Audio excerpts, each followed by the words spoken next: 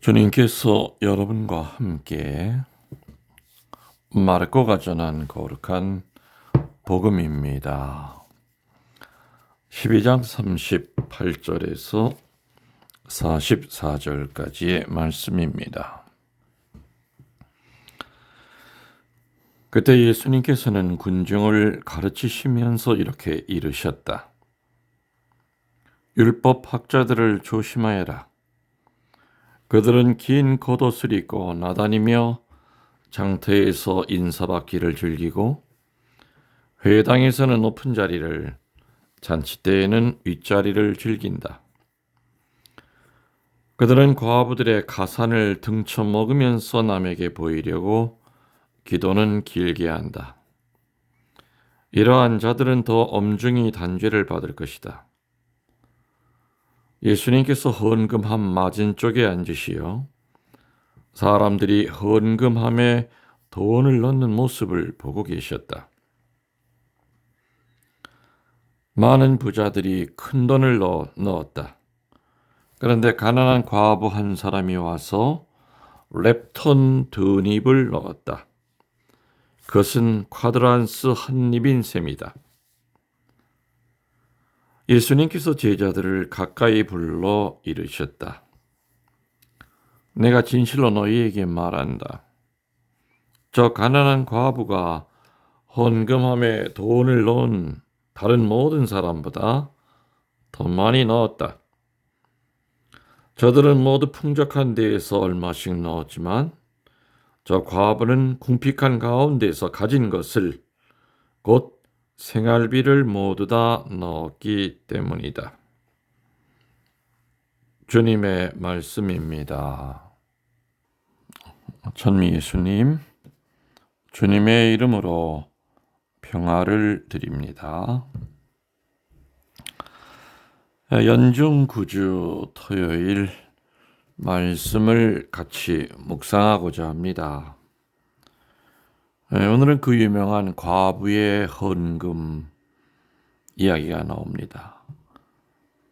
오늘 이 과부의 헌금 이야기를 통해서 참다운 봉헌이 무엇인지를 오늘 주님께서는 제자들에게 알려주고 계십니다.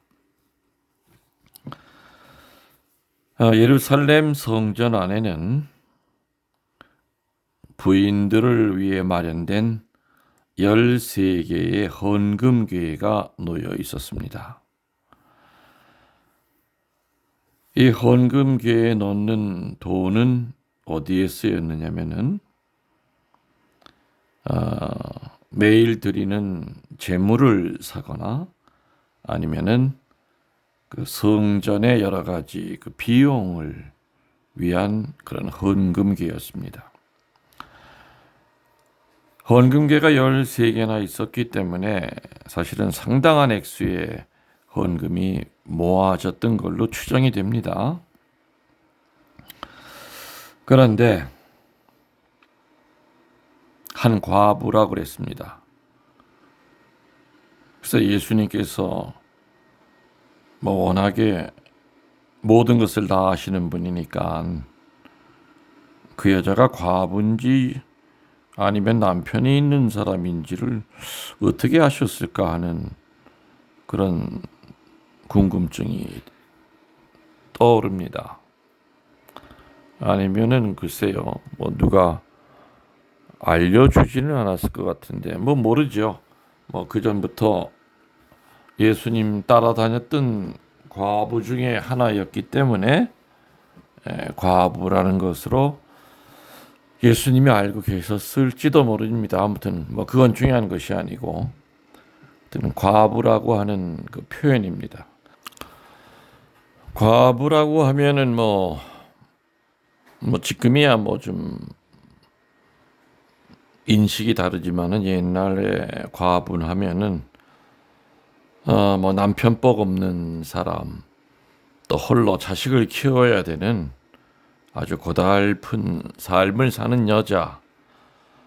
물론 과부 중에서도 부자 과부도 있을 겁니다. 남편이 많은 재산을 물려주고 그 재산을 떠맡게 된 뭐 먹고 사는데 지장이 없는 그런 과부도 있지만 뭐 보통 우리 얘기하는 그 과부의 개념은 또 오늘 복음에 나오는 이 과부는 정말 힘들게 살고 있는 그런 과부의 모습이 오늘 복음의 주인공으로 등장합니다. 그야말로 하루하루를 먹고 사는데 많은 어려움이 따르는 그런 과부겠죠. 아무튼 생활이 몹시 궁핍한 그런 과부가 오늘 복음에 등장하는 과부입니다.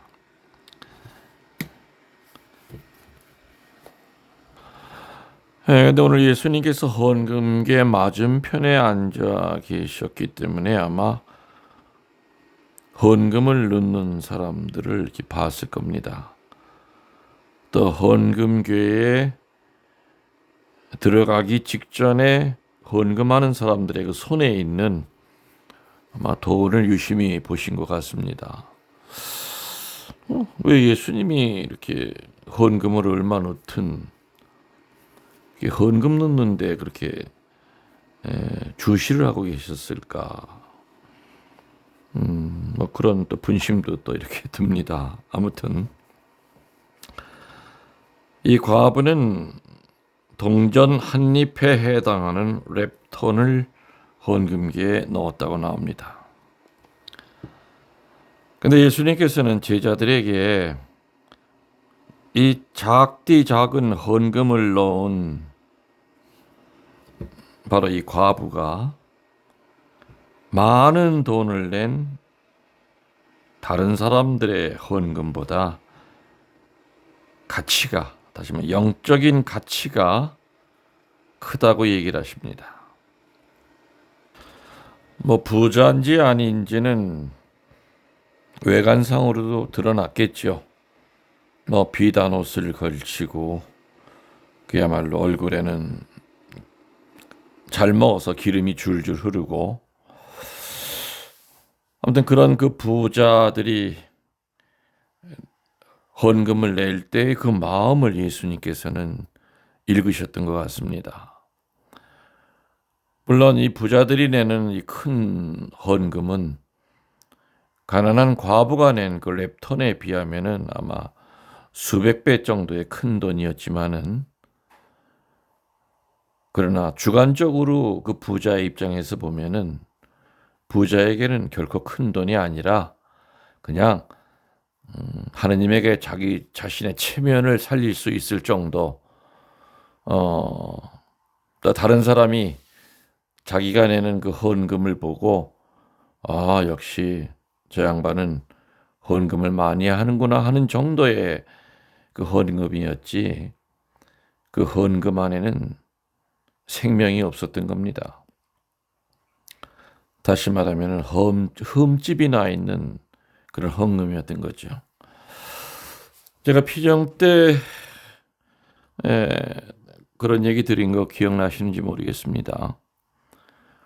구약과 신약에 흐르는 하느님께서 하느님이 기쁘게 받으시는 그 제물은 반드시 세 가지 조건이 있어야 된다. 첫 번째, 살아있는 제물을 바쳐야 된다. 두 번째, 바치는 제물에 흠집이 나 있으면 안 된다. 세 번째는 제주가 직접 그 제물을 들고 가야 된다. 첫 번째가 뭐라 그랬습니까? 바치는 제물이 살아있어야 된다. 구약의 제사장들은 죽은 제물을 안 받았던 겁니다. 죽은 비둘기 안 받았습니다. 심장에서 피가 돌고 있는 살아있는 제물만 받았던 겁니다. 살아있는 제물이라고 하는 것을 우리 신약적인 의미로 이렇게 해석을 한다면 살아있는 기도가 있고 살아있는 봉헌이 있고 살아있는 봉사가 있겠죠. 또 살아있는 순명이 있을 겁니다. 또 살아있는 희생이 있을 겁니다. 묵주 들고 20단을 바쳐도 그야말로 손으로만 바치는 것이지 온통 묵주 기도하는 내내 분심 잡념으로 차 있다고 그런다면은 그것은 죽은 묵주 기도입니다. 우리가 순명한다고 하면서 마지못해 억지로 체면 때문에 하는 그런 순명은 죽은 순명입니다. 우리가 하느님에게 봉헌한다고 하면서 오늘 복음에 나오는 이 부자들처럼 머리를 굴려가면서 하느님 앞에 대차 대조표를 만들어가면서 손익계산을 하면서 하는 봉헌은, 헌금은 죽은 헌금이라는 겁니다. 우리는 죽어있는 희생을 할 때도 있지요. 오늘 예수님께서는 이 부자들의 그 헌금을 살아있는 헌금이 아니라 죽은 헌금으로 보신 겁니다. 거드름 피면서 내는 헌금, 체면 치레하는 헌금으로 보신 겁니다. 부자가 냈던 헌금은 자기 자신의 삶을 풍요롭게 하는데 아무런 문제가 되지 않는 그런 헌금이었던 겁니다. 한마디로 희생이 없는 헌금이었죠. 그러나 이 과부는 어쩌면 그날 저녁 먹을 양식을 살 그 돈을 전부 다 냈던 겁니다. 예수님은 바로 그것을 보셨던 거죠. 그래서 헌금이 어떤 것인지, 하느님께 바쳐지는 헌금이 아름다운 선물이 되려면은 어떤 것인지를 오늘 예수님은 제자들에게 알려주십니다. 하느님께서 받으시는 제물의 두 번째가 뭐라고 그랬든지 기억나시죠? 방금 전에 말씀드렸는데 바치는 제물이 흠집이 나 있으면 안 된다. 구약의 제사장들은 비둘기에 그 깃털이 빠져 있으면 퇴짜를 놨습니다. 또 바치는 그 염소의 뿔이 금이가 있어도 또한 받아들이질 않았습니다.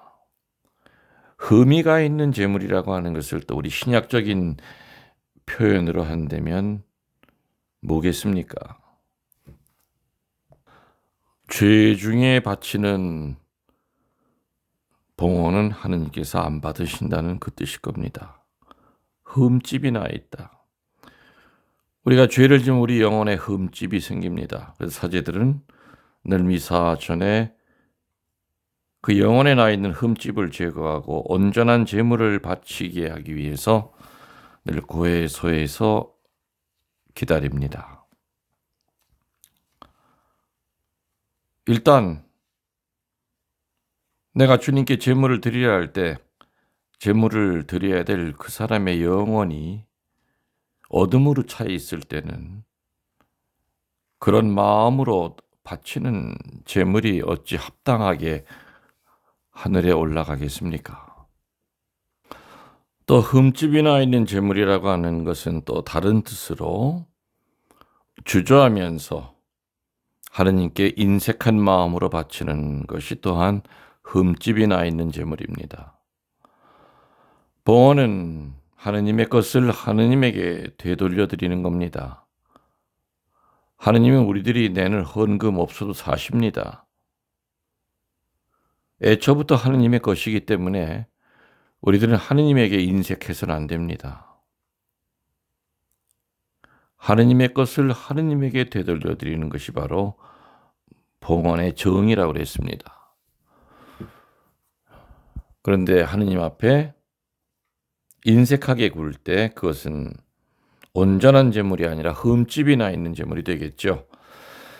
세 번째로 하느님께서 받아들이시는 제물의 세 번째 특징은 제물을 드리는 사람이 직접 그 제물을 제단 앞에까지 가지고 와야 된다는 겁니다.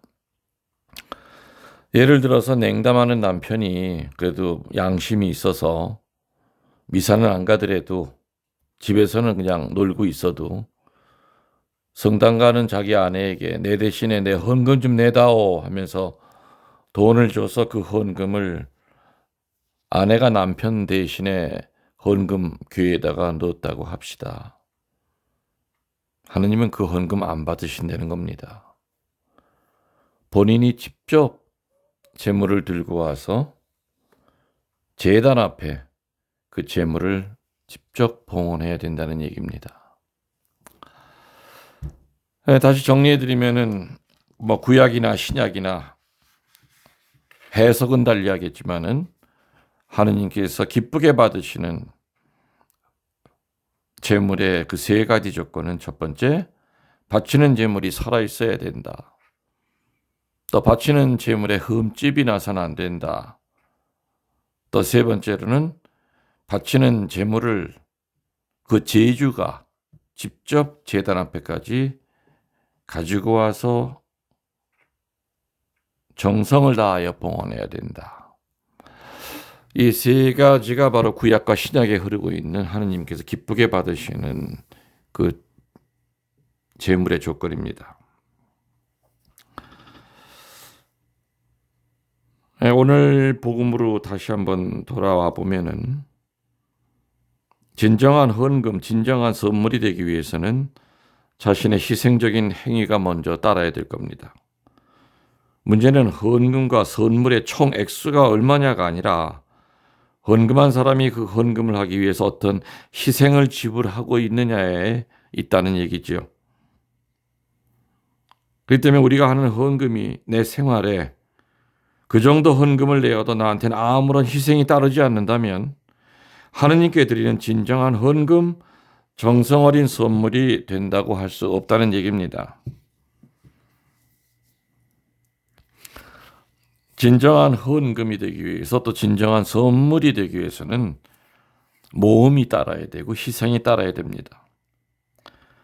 예수님께서 보신 그 과부는 랩톤 2개 중에 하나 정도는 남겨둘 수도 있지 않았겠는가 하는 생각을 하게 합니다.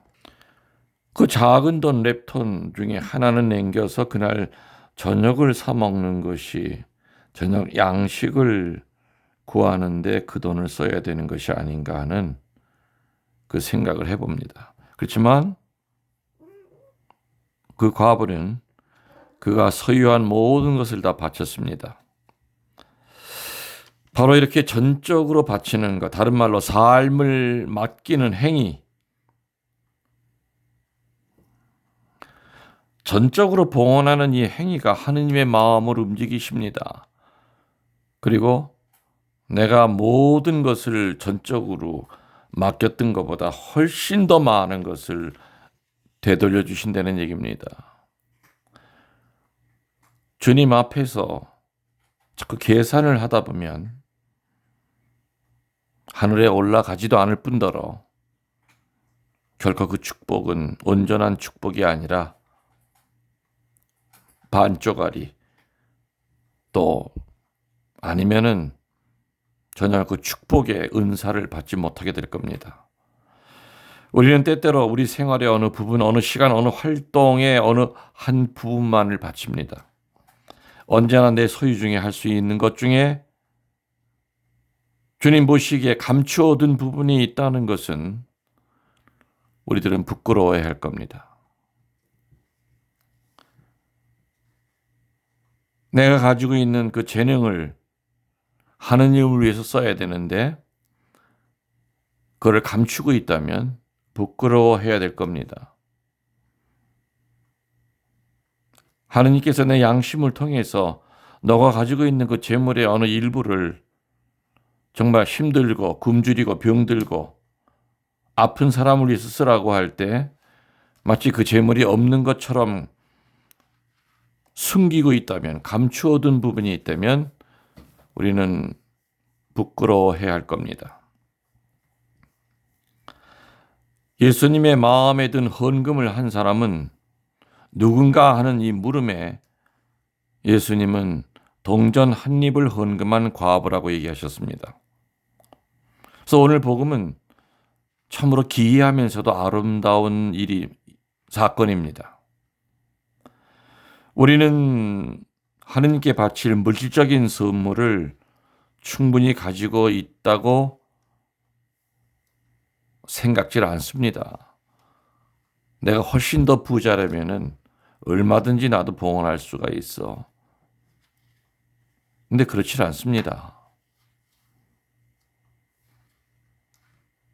저는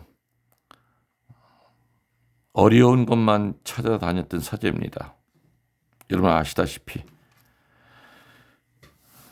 그렇지만 각 성지마다 기적 같은 그런 일들이 많았죠. 그래서 황무지에서 아름다운 성지들을 만들어냈습니다. 그때 저를 뒤에서 이렇게 도와주셨던 분들은 부자들이 없었습니다. 전부 다 하나같이 가난한 과부의 헌금. 또 어떤 분들은 지금 당장 없기 때문에 1년, 2년 동안 열심히 허리띠 졸라매고 돈을 절약하고 아껴서 가져왔던 그런 살아있는 재물, 흠집이 없는 재물, 아름다운 봉헌들이었습니다. 그 봉헌으로 인해서 성지가 개발이 될 수 있었고 성지 빚을 갚을 수 있었고 또 성지의 영성이 빛날 수 있었던 겁니다. 물론 어떤 경우에는 정말 부자가 제가 정말 어려운 처지에 처했을 때 백지수표를 이렇게 내면서 쓰라고 한 적도 있었지만은 유혹이 얼마나 컸겠습니까? 지금 빚도 많고 이자도 내야 되고 근데 어떤 근사한 분이 나타나서 백지수표를 주면서 적으라고 그랬을 때 얼마나 적고 싶었겠습니까? 그 빚 갚을 수 있는 액수를. 그렇지만 저는 적진 않았습니다. 왜냐? 물론 그 사람의 마음이 어떤지는 저는 확실히 모릅니다. 그렇지만은 일단 내가 이거를 적어서 이 많은 돈을 거저받는다면 아마 나는 저 사람의 노예가 될 것이다. 저 사람이 온다고 하면 맨발로 뛰어나가야 될 것이고